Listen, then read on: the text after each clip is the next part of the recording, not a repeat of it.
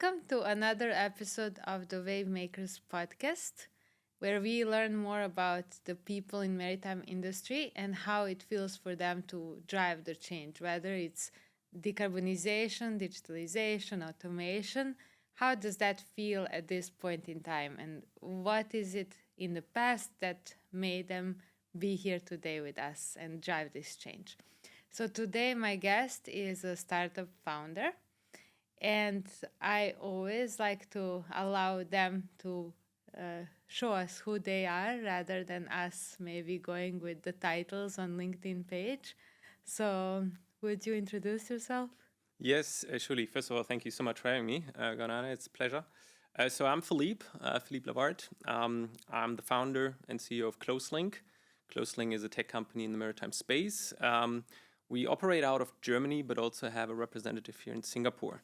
And I actually entered into the shipping industry 10 years ago through my former employer, BP, the oil major, and actually never initially planned to get there. But it really just happened. And now looking back, I totally understand why it happened. So a bit about me. I was born and raised in Germany, but I do have roots in France. And actually, I always grew up in these two different cultures.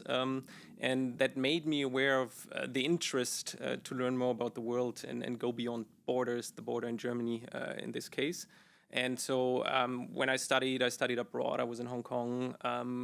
During studies, I also worked for BP in the US. So I got around a bit, and I really liked and enjoyed this. And I knew I couldn't do a job that would just be in Germany and regionally.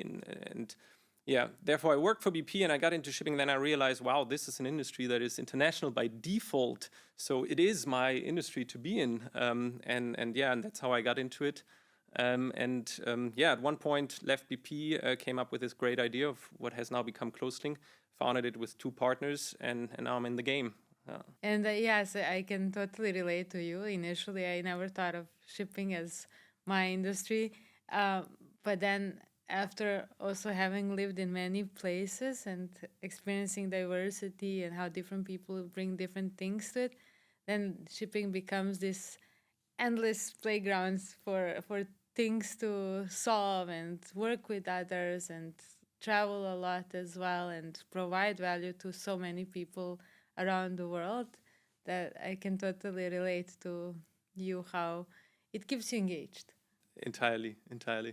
And what was it about this problem that you're solving? So, why was that your choice? I mean, it's probably similar to many founder stories. It is something I experienced myself. So working for BP, I was serving shipping companies with contracts, so their ships would be supplied globally. In this case, with marine lubricants, which is required for a ship to run, obviously. And I did that for many years, probably almost 10 years, and I very much enjoyed it. But throughout that time, I could see how it was challenging, or it still is, for people operating out of Hamburg, for instance, Germany, to manage vessels that run globally, changing schedules, changing events, short-term changes, making sure that quality of product is high and to a standard level globally, finding the right partners globally as well, and getting transparency into that complex type of business when you do procurement for a vessel, for an asset that runs globally. So I experienced that almost on a daily basis, but only from the supplier side. But when I built up my network and got deeper into the buyer side of things, understanding their processes in order to better serve them, I very quickly realized that there's room for improvement, and not because people wouldn't do their job or because they are not experienced enough, but because the world undergoes a change. There's technology rising, and it helps people in many aspects of their daily life, but it hasn't gotten into all of the aspects of every workspace today. And I could see that there will be a change in shipping as well when technology reaches the daily work. So back then I could see and apply that for what I was serving at that time. And I said, all right, I'm going to build a company based on that, because it will only become more and more. The demand's going to increase. People will adapt to it and will see the need, or they already see the need and just don't know where to find the right solution. So actually, that's the background story of that I went through before and why I founded Closeling. And how was that for your co-founders? Like, did they also share the pain and join on the mission, or was it your passion that convinced them to join you? I would love to say the latter, but I must admit it was a very good mixture that I found, because I was working in the industry, with the buyer side, and my co-partners, Tobias and Eike, that founded the company with me, didn't have any touch point with the shipping industry at that point. They were working for one of the largest taxi hailing app companies that originates out of Hamburg and I guess leads the European market. And they could just look at the industry from a technology perspective. They knew what was going on, what the standards are, what developments are there now and upcoming. And I could sort of describe to them how I think things could be solved, and they could apply the technology side to it. So, yeah, and they found that really exciting. And one thing that they very much liked and always told me is they were amazed by how the industry actually manages these global challenges today already, but also how much technology could support to further improve it. Yes, whenever I speak to a tech person, developer, machine learning enthusiast, AI, they all love solving for supply chain. Like, supply chain, yes, like I can add this and data analytics and machine learning here. And I think it's those dynamics and to some extent, like, there are patterns, but there are also one-off events, and I think that keeps the industry dynamic and interesting to solve for. And there are so many interdependencies, right? Entirely. I think one important aspect to consider is I don't think we have a challenge in getting to the right technology. I think it's there, and there's yet much to apply for the industry. So it's fun for people coming from the technology side to apply things that they know and that they can build on. I think the real challenge is managing the change, helping people to understand the benefit and the good impact of changing, of applying new technologies. I think that's the larger challenge to face. Mm-hmm.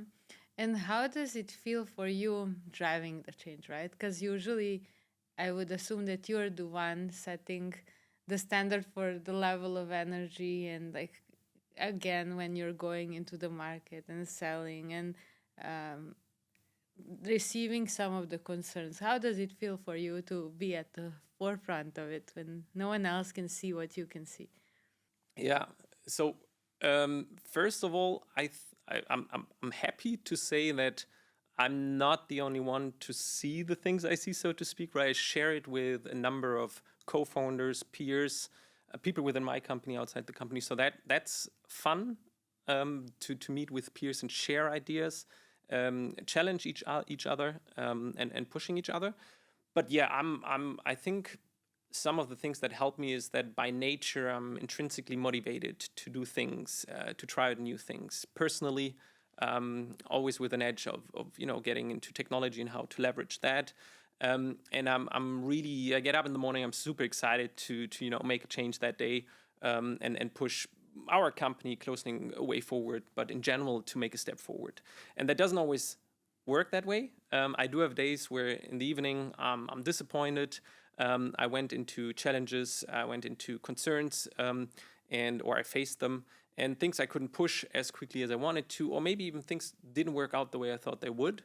But I think it's also a thing of mine to remain persistent, get up the next day and try it again, even though surely for a long period of time you face more no's or whys or concerns than you would face people supporting you immediately, right? Mm-hmm.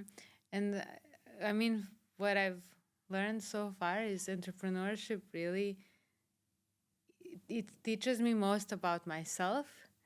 It's such a great self-development tool, right? Because it really pushes you to the extremes of your beliefs, your capabilities, your multitasking abilities, and but if you look at it as this self-development process as well, I think the recharge is faster.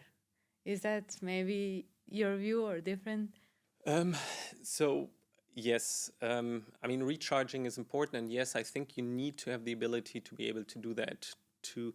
But I think one thing is also, to some extent, you need to feel comfortable being outside your comfort zone. So I mean, you probably share the experience with me. It's when you found a company, when you want to drive change, obviously you have the idea you want to drive, but around that you need to build a company. So there's many things to learn about that in a very short period of time. Then you need to learn how to persuade people to work with you, because you cannot just win on your own. Then are there the initial customers. In your team, you might face people that know more about technology than you do. Obviously, they would do the programming, so you would need to learn to trust them, and at the same time push them all the time to never give up and continue working. And then you have the customers, obviously, they tell you all the challenges that you need to learn from. So obviously, in that case, you need to learn to become also a listener. Even though you have the idea, you want to push it into the market, it only works if you listen, if you understand the concerns and take them like seriously and actually make them part of your journey. And then as a technology company in shipping, as with many other technology companies, you also have I guess investors that you need to persuade and win. And so what you need to learn about yourself is, are you constantly willing to deal with these different types of challenges? Are you willing to acknowledge that you don't have an answer to everything yet, but you're super excited to go down that road to get those answers one after the other, and make mistakes on the way? That's totally normal. Yeah. Committed to the process. Yeah. Of figuring it out. Yeah. The way is the goal, so to speak. Yeah. And maybe what was it? One of the interesting, let's say, experiences for you on this journey. Maybe it was something with the customer, like when you went into this industry, and something initially that surprised you about it. Something that, all right, a couple of things actually. Something that surprised me was the passion I came across when meeting with people from the industry. And we always talk about the industry. Obviously, it's totally fragmented, and it's I come from Northern Europe, but I've met with shipping companies and people across the world so far. And obviously there are differences, but generally I can say I come across so much passion for the job and in the industry in itself that I found super exciting and motivating, and really kept me going as well. I learned, and I will share some anecdotes shortly, but it's something I learned is that you can always only prepare so much beforehand. So if you meet, let's say, 20 different customers in the shipping industry a week, last week, every meeting is different, right? It's not only that the ships that are being managed are completely different, the challenges they face are very particular, the company setup is different, but it's also the person, where does it come from, what's the experience, and you never really know what to expect. So I've been in meetings where I've made a huge preparation, I prepared a huge presentation slide deck and wanted to run through the system. But then that person got it within the first 5 minutes and was like, all right, look, you didn't know about, we were searching for something like that. Let's go ahead. Right? And you're like, all right, I wasn't prepared for that. And what do we do now? But then also there are other meetings which take you 1.5 hours and you don't really get to the point. And maybe it's up to you because you just wanted to bring across the message, but you didn't really listen enough to hear and understand where's the person sitting right now, what's going on in his or her life at the moment. So that is something that, I think as a founder in a technology company in that industry, you need to bring along a lot of flexibility and get a good sense of where's the other party sitting right now, what's going on, and how can I adapt to it. But I came across great experiences just before, to name one, just before COVID. I was sitting down with a captain that was now working on shore for a larger shipping company. I won't share more details about that, but that person was really sort of frightened by change to some extent, which I could understand. That person was working on board a vessel, and everything had to work for the operations to run smoothly. And now getting on shore, smooth operations was key for that person. So when we talked about, platform business, sharing data, using data, leveraging technology, it was things that he wasn't very well aware of. So he was frightened, might be too strong of a word, but he was opposing it and say, what if? So I understood, but it was also very difficult for me to grasp that because I'm not thinking like that at all, right? I would embrace any new technology just to see where it leads me to. But then through that I realized, all right, I need to, change my view and adapt my view to the challenges that person has faced and is facing today. Luckily, 9 months later, through COVID, that person, part of that company, they had to adapt by force, right? Suddenly everyone was working remote from home, but still operations had to run smoothly. And I had this call through a video call with that person, the same person that 9 months earlier was saying, look, I don't really like change. I want everything to be like it is. And that person was so proud of presenting itself through a video call, working with a camera, working from home, and was so proud of having done that journey, right? And changed from working like they did beforehand to post-COVID. And that was really nice to experience. It told me, all right, change is difficult, but there eventually you can get there, and how motivating it can be for a person to do that successfully. Yeah, and I think once they experience that as not being as risky, or like growing that inner capabilities, right, to manage the risk of it, right? Yeah. Then they become your biggest champions because that fear, I think, converts into this excitement, and there's so much running fuel in that emotion, right? And entirely. And just shortly to add to that, I for myself learned that I need to be careful not to appear arrogant.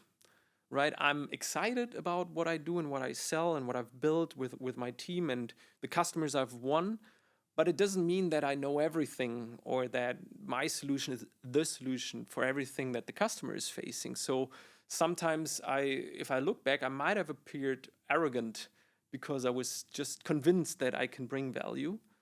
But I think to be humble here and there, listen and acknowledge that there's more to what I solve in the day of our customers and the people in the shipping industry, and just show that humbleness and say, all right, I don't want to appear arrogant. I want to learn. I want to be persistent. I want to win new customers. I want to grow. But I get your point. Mm-hmm. Yeah, now that you mentioned that, I also wonder, I wonder that if I come across like that, and I'm sure at times probably, right?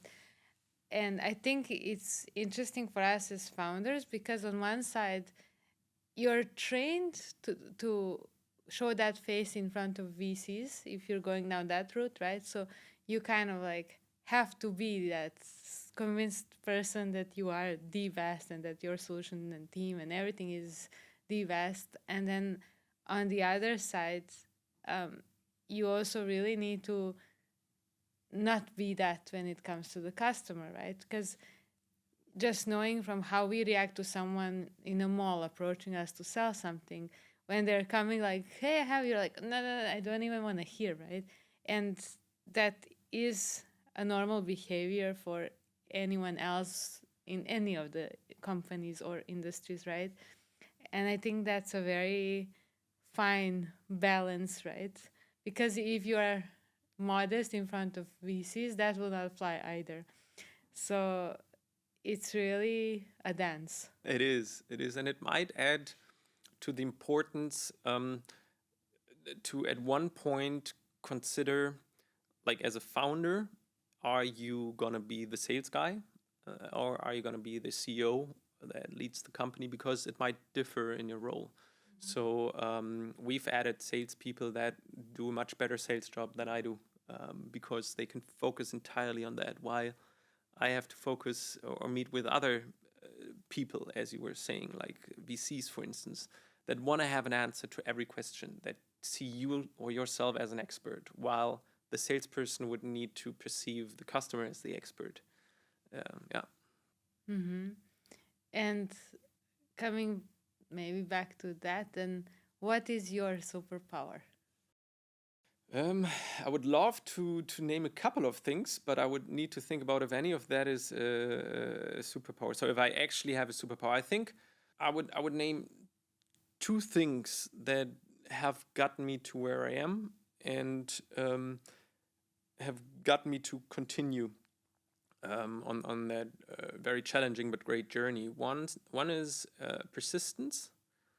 As I was saying, you hear a lot of no's and a lot of challenges throughout the way, both from money givers, investors, but also even people that you want to work for you or customers, obviously.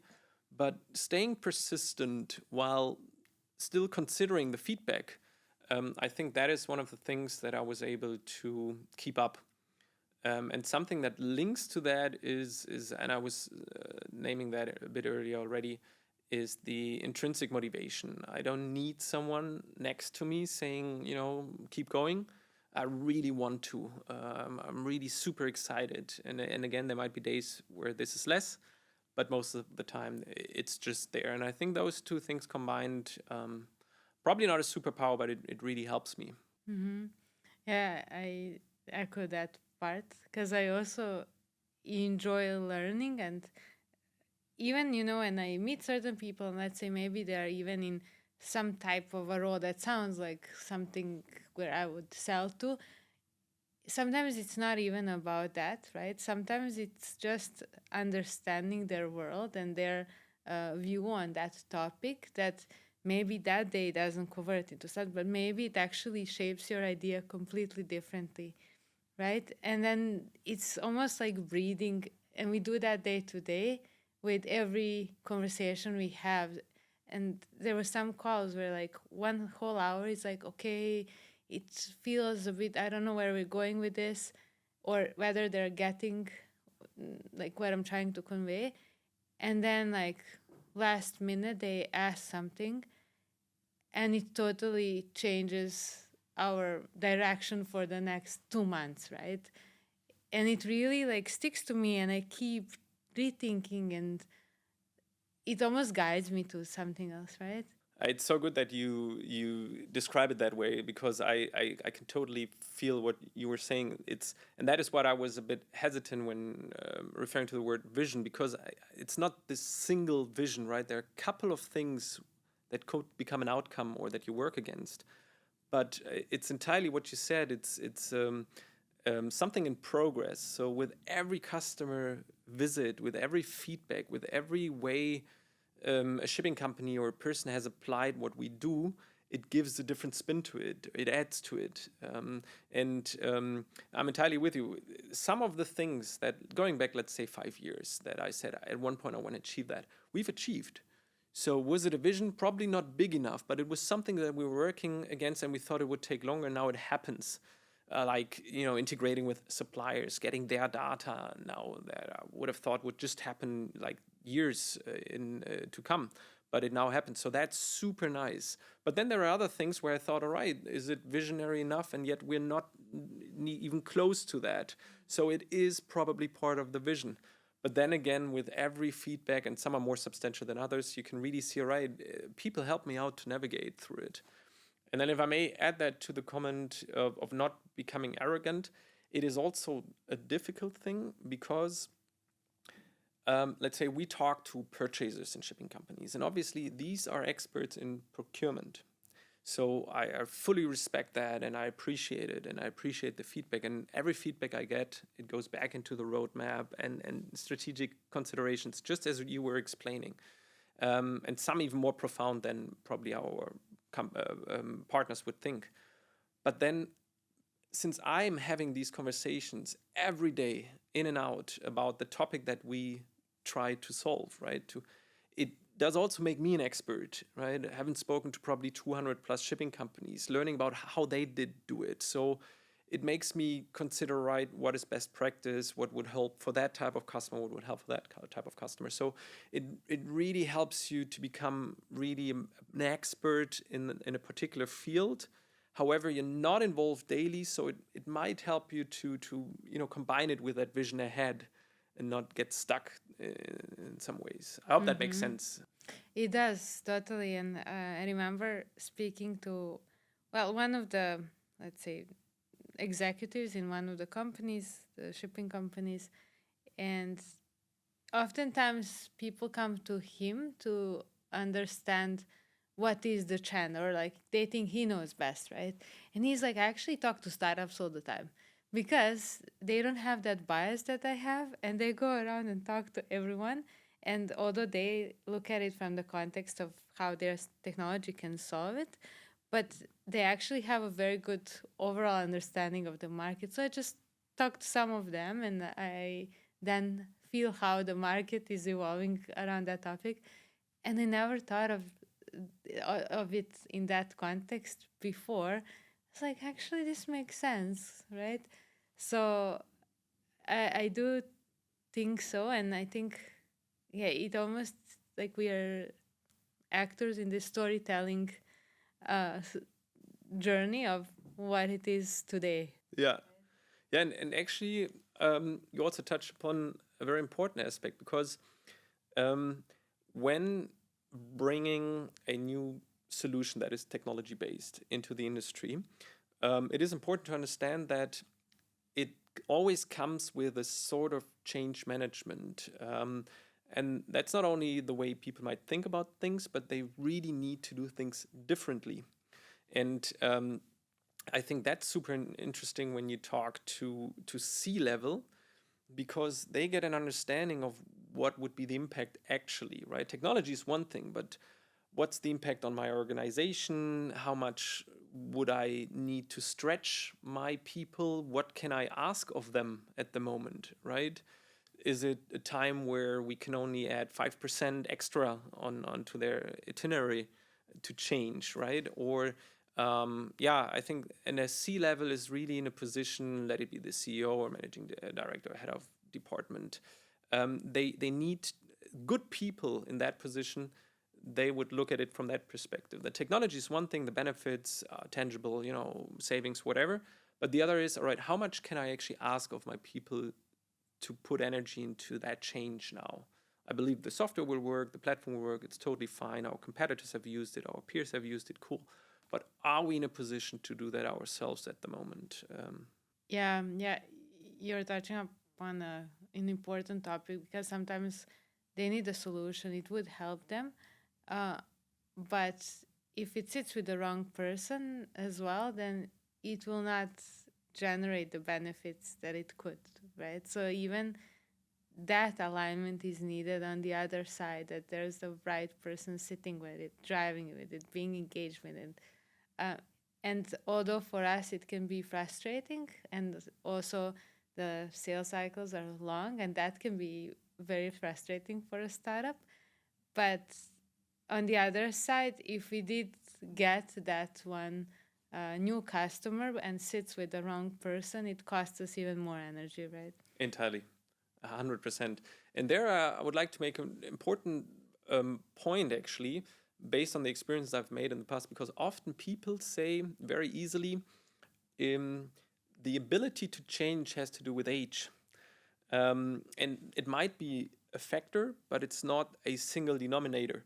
So I've experienced people in their 20s to be very opposing to change, because they weren't forced to do that yet, or they didn't make the experience to run through a lot of change, personally or in business. So I had younger people that were really difficult from my perspective. And then I just recently met with a retired expert that actually, it was so interesting. That person made a pitch on our company in 2 or 3 sentences.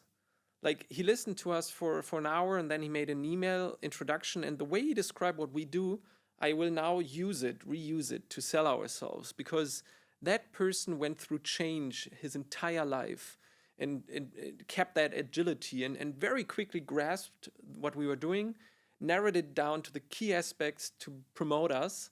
And I thought, all right, well done, super nice. So just wanted to add that it's, it's not always just driven by age.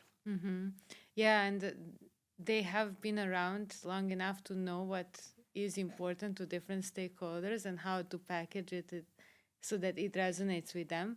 Whereas when we are young, we usually don't have that experience, or maybe we are used to going onto a certain path that is predicted for us, and not knowing what is behind that action decision, right, and how much is at stake, scares us more than this new learning with the new technology, new outcome, right? Yeah, entirely. Okay, and now a fun question. All right. To bring it back to the heavy assets. Bring it on. If you were a vessel, which vessel would you be and why? If I were a vessel, I got a similar question once that was explain what you do to a child, but that's now more on me. All right, so I would consider myself, but also my position in Closelink, and obviously Closelink has an impact to the answer that I give. I would probably say a small to medium-sized bulk carrier. And I'll tell you why. Being a bulk carrier, you're probably under the radar for most of the people out there in the world that have nothing to do with shipping, right? It's very specific. If you talk to people that are not from the supply chain or logistics, they know container vessel and cruise liners, but they don't, probably not all of them know how important bulk carriers are and what important job they do. So as a tech company in shipping generally, or as an owner of such a company and a founder, I run a bit under the radar. Also when I talk to VCs or just friends of mine. And then I would say a small to medium size. So I'm pretty agile. I need to be, and I enjoy it. I do not always know, I don't always have a given schedule. So I don't know where I'm heading, but I know that I'm heading somewhere, and probably know the next stop, but not the stop after. So yeah, I don't know, Supramaxa, so to be precise. I smiled because so far I didn't get the same answer. Yeah. But this time, Yeah. there is a similarity because another founder also had a similar answer. Oh, I didn't know that. And maybe there's a certain trait to the founders, right? And it makes sense because you're there on a mission to deliver value, right? And you don't know really how it would go. Embracing the adventure and figuring it out, and being also that important bridge in terms of delivered value, right? So interesting. Very interesting. Nice. Yeah, I actually really enjoyed this question, and it came out of a different project where I tried to put characters to different vessel types, and I was like, how does this relate to people actually? No, I like it a lot because it really makes you, and you realize how I had to think about it. It really makes you sort of think about yourself and think about the traits. Interesting, yeah. Yeah, and I do think that it also teaches us a lot about the industry as well. And like for someone who's totally new to the topic, it gives them a glimpse of like basic concepts or basic business models and who are these different stakeholders operating around. Entirely, yeah. So, yes. And is it fun being an entrepreneur? Today it is. Today? So today I would say yes. There might be days, and there surely were days, where my answer would have taken a bit more time. And there were surely days where I would have said, I don't know, not today. But bottom line, to me, it's fun. Yeah, and this is why I keep doing it. Mm-hmm. And what would be your advice to someone else starting the journey? So I think one thing to say, and it's important to me, is not everyone has to be a founder. And there are some characteristics. I mean, everyone can be a founder. I'm sure of that. But there are some characteristics that would make life easier for you as a founder. And I mean, it really relates to the challenges you face. Obviously, founder is not founder. So depending on the industry you're in and the things that you do, investments that you do, the personal risk that you have to take day in and day out, the success you face, all of these things have a big impact on your life as a founder. But generally, you would need to understand that you run at a pace which is so quick all the time that you would need to very quickly find a way to enjoy it, yet knowing that it is a marathon and accepting that you cannot impact everything. So if you're a perfectionist, life might be very difficult for you as a founder. You need to run by 80-20 or sometimes even less. You need to be able to trust others and give others as well space to develop, to fall, to make mistakes, to learn from the mistakes, and then to continue running with you.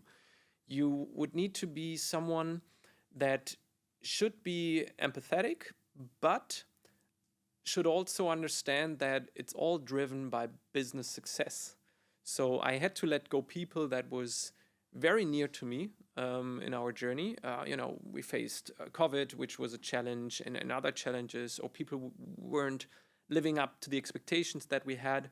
And privately that, or personally, that was hard to do, but business-wise, I knew I had to do it, and it was the right decision. But it's really all of those things that you would need to appreciate to some extent, even the latter part.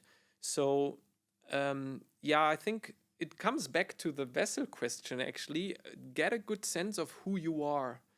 What is your strength? What are you striving for? What motivates you? Are you a learner? Do you want to learn? Are you quick in learning? Can you go outside your comfort zone? Can you live outside your comfort zone for a period of time? Are you persistent?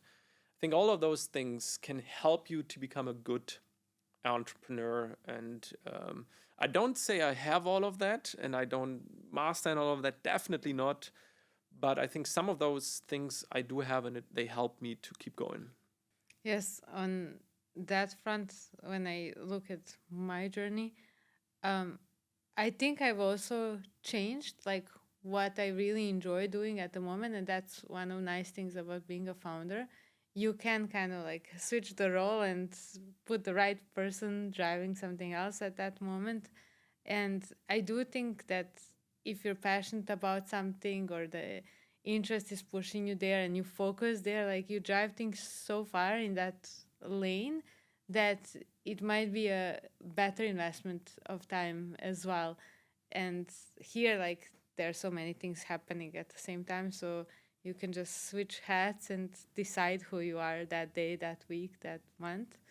But with regards to people, that is, I think, challenging, right? To know that no one is as invested in that as you are, and understanding that although you want the best people, the most energetic people at your team, this is one of the components of their life. Whereas for you, it's there's a thin line between that work and rest. And also, for me, it was difficult to put boundaries, maybe even with friends. And that part is something that I'm still trying to manage, but to be selfish in a way, okay, I need time to reset, or like I can't show up at everything because I will not even be able to contribute much to that gathering or whatever, right?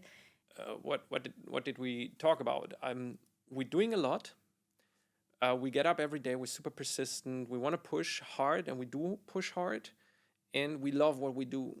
But then there needs to be a stop to it. There needs to be a balance. We cannot do all the things all the time at the same time. I mean, so having those friends around, your partner, or whatever, that's really helpful for them. For you to get the feedback. I don't know. It makes sense, but yeah. And also asking for help. I think that's where we usually need to improve personally, right? For me, that's probably the biggest challenge, asking for help personally, asking for help professionally. But I learned through the journey that that's so important. And actually, magical things happen when you do, right?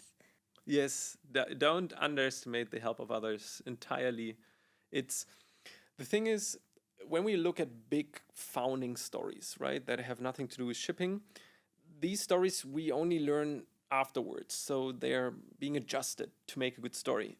But there's always ups and downs, and nothing is done by just a single person or a single company. You need a network, and people need to help you, and you need the help of others. And the same goes along with feedback.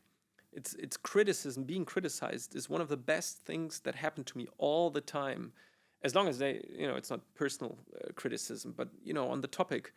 That's the best thing I can use to improve myself or improve our product or whatever. So getting the help of others, getting the feedback, being able to consume it, to work with it, it's super important. And Yeah, I think people shy away from giving the feedback, whatever the decision is. Like if it's a no, I'm like, sorry. But actually we want that, right? Because it's a guideline. And maybe that's also an ask from the founders. Please tell us why, whatever the decision is, we need that. Entirely. And maybe if I can just add one thought, because you were talking about different hats that you can wear. I think as a founder, you can sort of reinvent yourself and you can define who you want to be, because the impact is bigger as if you were just an employer to a bigger company, right? I was an employee to BP. So I was one of 80,000, right? With Closeling, I'm the founder. I'm one of the 3 founders, and I'm the CEO. So I do have an impact, and I can decide myself, maybe even every day, what type of founder do I want to be, right? So, and this is fun. This is cool. Yeah, and to even find that sweet spot for yourself as you bounced against the people you work with, the customers you work with, the investors, right? Like each of these actually teaches you more about yourself, because you need to kind of like figure out, okay, does this hurt? Why does that hurt? What is there that's not solved? Okay, this feels good. Okay, why does it feel good? Is it aligned with me? So it is a magical process. It really is, yeah. So maybe with that, I should offer you an opportunity to ask me something if you have.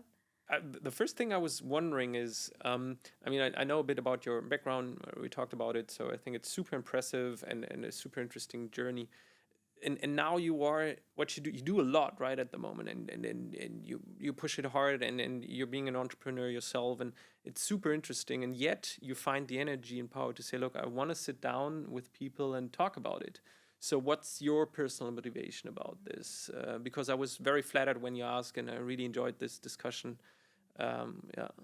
Thank you. Well, this gives me the energy to push, actually, because I think I draw my energy from building communities. And when I looked back in each of my roles, that has been that common thread. And my inspiration and creativity comes from connecting myself to people and understanding more what are the similarities between us, right? And